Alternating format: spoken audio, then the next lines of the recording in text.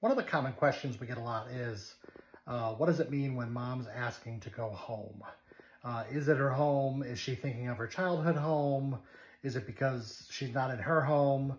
And a lot of Alzheimer's people do that. And it's unclear what home they're thinking of. Some say it's their childhood home because their mind is getting younger and they're longing for their childhood home. Some say it's like heaven. They're longing to go home. They're longing to kind of end their journey. Some say it's more of a state of mind of when your mind is at ease and you're happy and comfortable and safe, the feeling of home. But it is very common. A lot of Alzheimer's folks ask to go home. And mom does it pretty much every day. There's an element where she's ready to go home.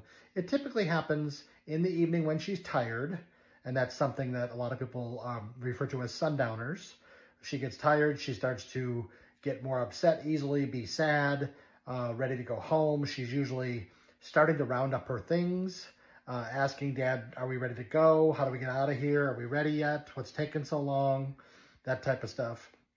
And normally we can sustain that for a little bit in the evening, and then, you can say, you ready for me to show you where your bed is? And at that point, she's hit her tired point and she's ready to just go to bed. So the going home thing and being sad randomly is generally what happens in the late evening when she's tired out and ready to go to sleep or getting close to it. So it's unknown what exactly home means, but as far as their home, her childhood home, we took her by a few years ago when we visited New York State. We went by her childhood home. We went by our home when I was a child for 30-something years. And she honestly didn't really remember those homes at the time. They sold their home in the 90s when they retired, and they did full-time RVing and lived in like a fifth wheel camper until about 10 or 12 years ago when mom had a cancer diagnosis. And at that point, we decided for them to move in with me full-time just to get more care.